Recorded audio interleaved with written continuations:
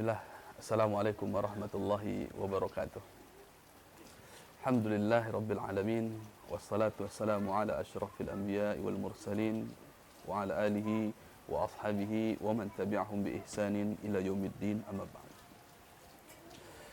Saudara-saudariku kaum muslimin dan muslimat dimanapun antum berada, semoga Allah subhanahu wa ta'ala memberikan hidayah kepada kita seluruhnya, keteguhan di atas Islam, di atas iman, sebagai hamba Allah subhanahu wa ta'ala, yang menjadikan Allah subhanahu wa ta'ala satu-satunya sesembahan, satu-satunya tempat kita meminta pertolongan, sebagaimana telah kita ikrarkan setiap harinya.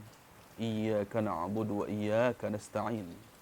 Hanya kepada Engkau ya Allah kami beribadah, kami menyembah, dan hanya kepada Engkau lah kami sebenar-benarnya meminta pertolongan.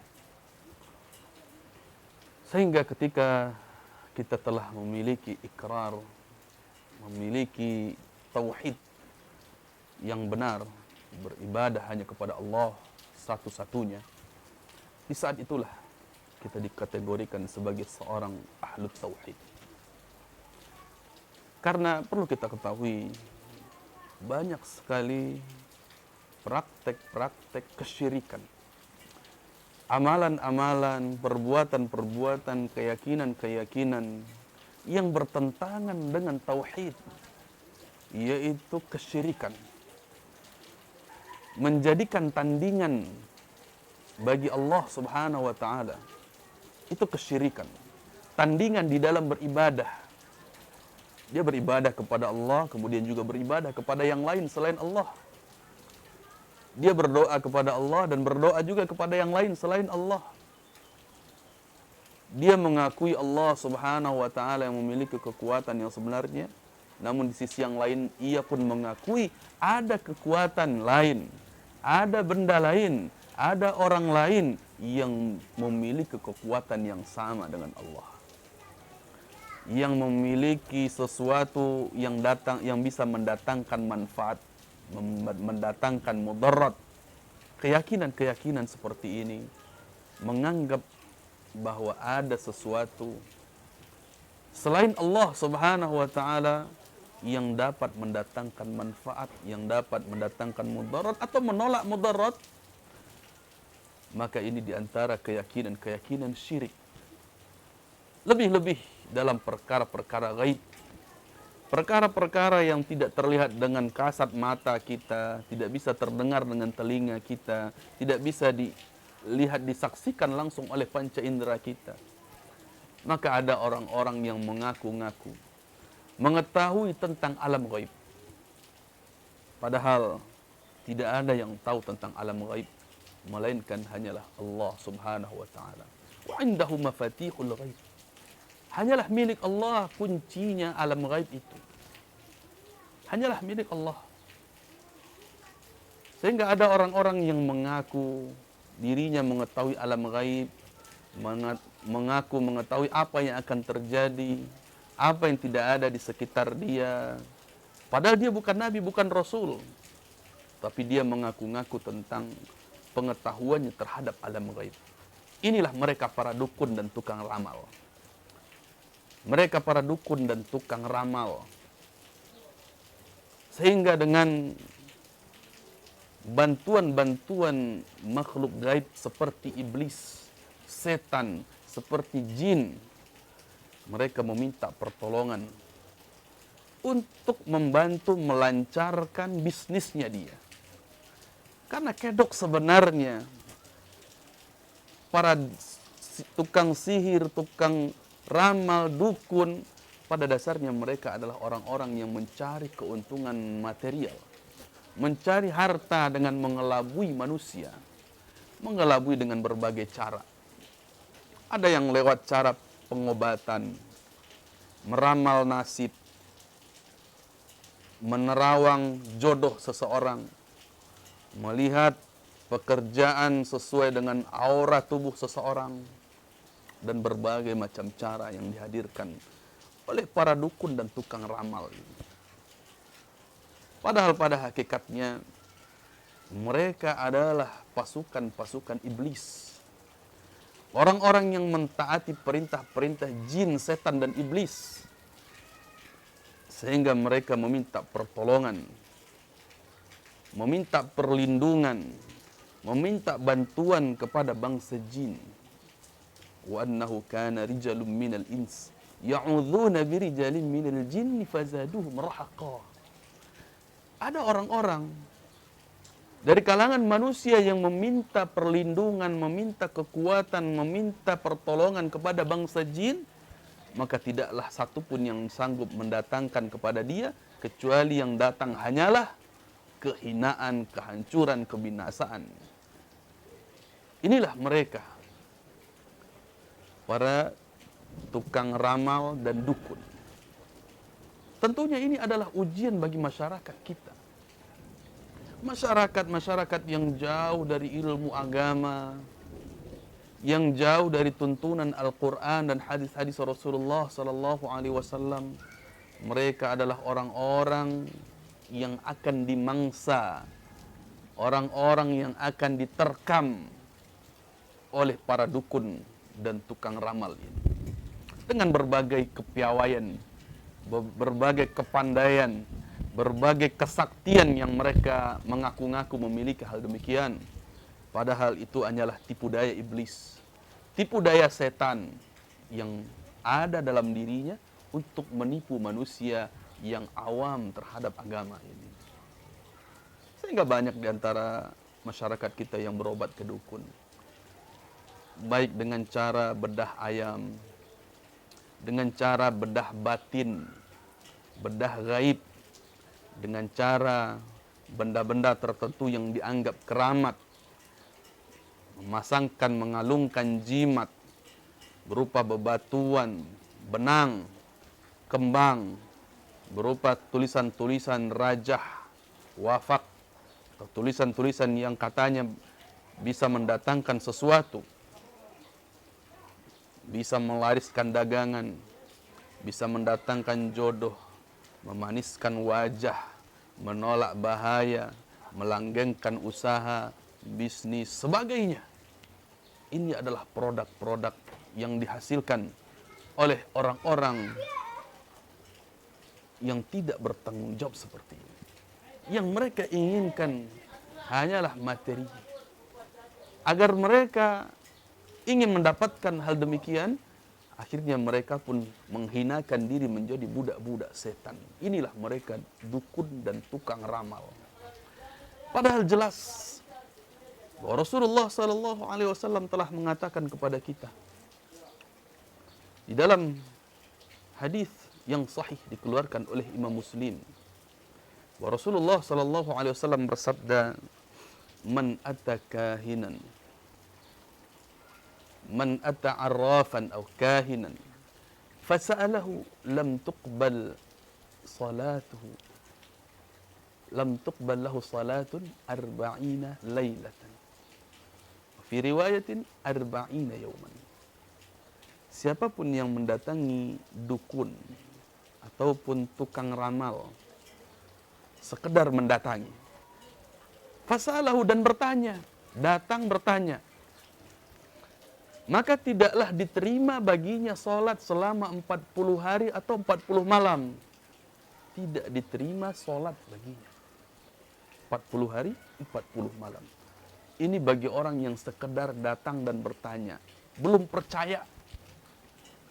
Kalau percaya beda lagi.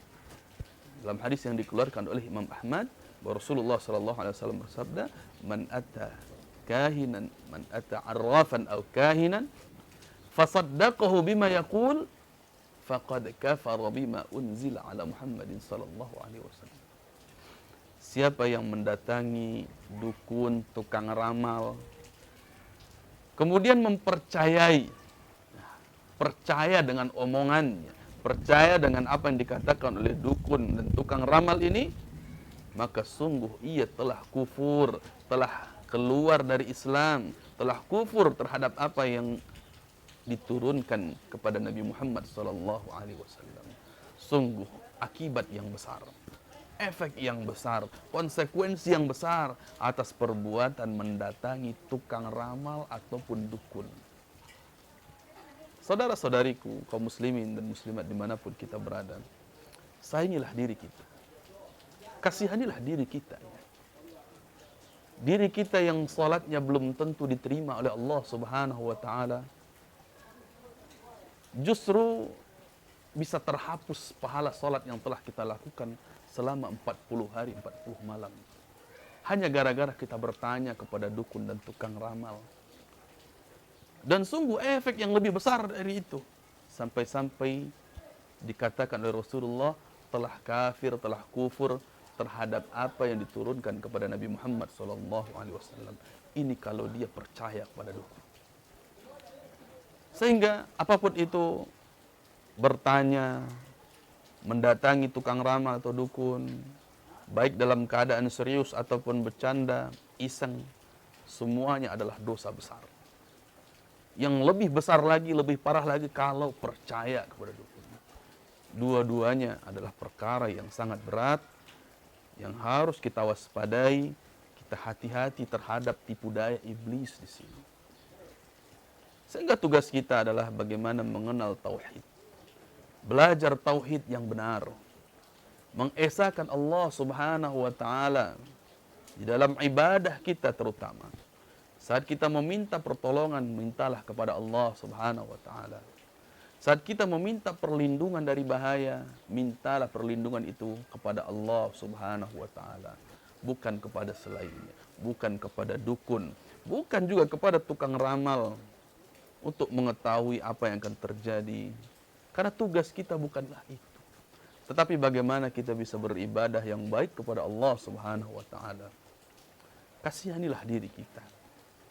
Jangan sampai kita tertipu dengan orang-orang yang mengaku mengetahui alam gaib, mengaku mengetahui apa yang akan terjadi, mengaku mengetahui apa yang ada di balik sesuatu. Karena pada dasarnya itu hanyalah tipu daya iblis. Baik, kalau memang ada yang mengatakan kalau dukun itu salah, lalu kenapa dia bisa berhasil? Mungkin ini anggapan sebagian masyarakat kita. Dia justru percaya kepada dukun itu karena pernah berhasil mengobati seseorang, sembuh. Sehingga demikian, akhirnya dia semakin yakin. Berarti dukun ini membawa kebenaran. Karena dia menganggap ada orang yang berhasil sembuh setelah berobat ke dukun. Saudara-saudari kaum muslimin dimuliakan oleh Allah Subhanahu. Perlu kita sadari, perlu kita ketahui, semua ini adalah ujian dari Allah Subhanahu. Allah lah yang menciptakan kebaikan dan Allah pula lah yang menciptakan keburukan. Adanya kebaikan, adanya keburukan adalah ujian dari Allah Subhanahu wa taala bagi kita. Ujian dalam rangka menguji kita mana yang akan kita pilih dari keduanya. Mau milih jalan kebaikan, mau milih jalan keburukan. Ini adalah ujian dari Allah Subhanahu. Seandainya dukun itu, seandainya tukang ramal itu selalu salah, dukun yang selalu gagal, tukang ramal yang selalu salah ramalannya, seandainya terjadi demikian, sungguh tidak ada orang yang akan datang kepada dukun. Sungguh tidak ada orang yang tertipu dengan dukun dan tukang ramal.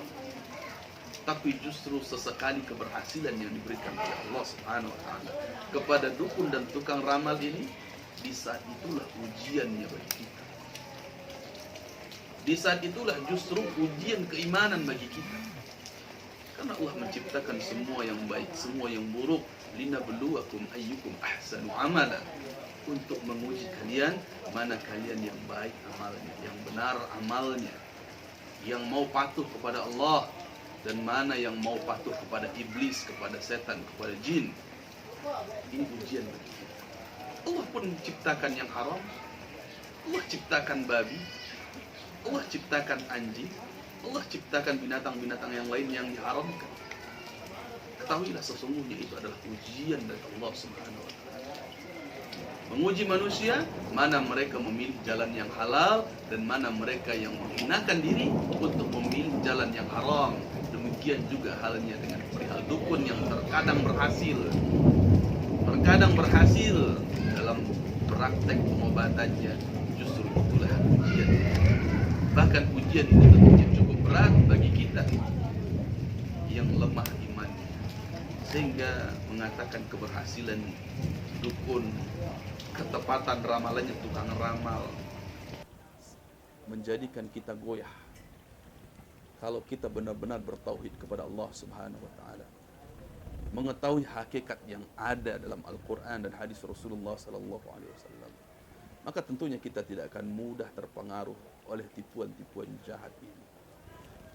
Sehingga saudara-saudari yang kami cintai karena Allah Subhanahu wa taala, kami menghimbau dan mengajak, marilah kita belajar yang baik tentang tauhid. Belajar bagaimana mengesahkan Allah Subhanahu wa taala. Ketahuilah, pelajarilah mana kesyirikan untuk kita tinggalkan, untuk kita jauhi. Karena kesyirikan ini dosa yang sangat besar, dosa yang paling besar. Bahkan kalau kita tidak taubat, tidak sempat bertaubat dan kemudian mati meninggal, sungguh dosa syirik ini tidak akan diampuni oleh Allah Subhanahu wa taala. Innallaha la yaghfiru an yushraka bihi wa yaghfiru ma duna dzalika liman yasha. Sesungguhnya Allah tidaklah mengampuni dosa kesyirikan. Mati membawa dosa kesyirikan, tidak sempat bertobat, Allah tidak akan ampuni. Wa yaghfiru ma duna dzalika liman yasha. Kalau dosa yang lain sesuai kehendak Allah, Allah ampuni sesuai dengan kehendak Ia. Kalau tidak pun Allah ampuni, itu sesuai dengan kehendak Allah, tapi masih ada peluang untuk diampuni oleh Allah Subhanahu wa taala. Beda halnya dengan kesyirikan. Maka bagi kita yang pernah melakukan kesyirikan, baik dengan cara mendatangi dukun, tukang ramal, ataupun melakukan kesyirikan-kesyirikan yang lainnya, menyimpan benda-benda seperti jimat, menggunakan mantra-mantra, jampi-jampi dan sebagainya, pernah melakukan praktek-praktek sihir, ilmu kebal, praktek-praktek yang lain-lainnya, memberikan sesajen, memberikan sesuatu kepada bangsa jin berupa makanan, darah ayam dan sebagainya. Jalan kita satu-satunya hanyalah bertaubat kepada Allah Subhanahu wa taala.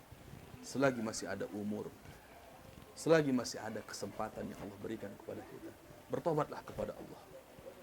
Bertobatlah kepada Allah. Pelajarilah tauhid agar kita dijaga oleh Allah Subhanahu wa taala di atas tauhid ini. Semoga kita diberikan istiqamah di atas agama Allah yang mulia ini. Jangan sesekali kita hinakan diri kita dengan kesyirikan.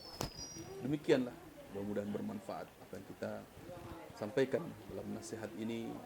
Semoga kita senantiasa dijaga oleh Allah Subhanahu wa taala.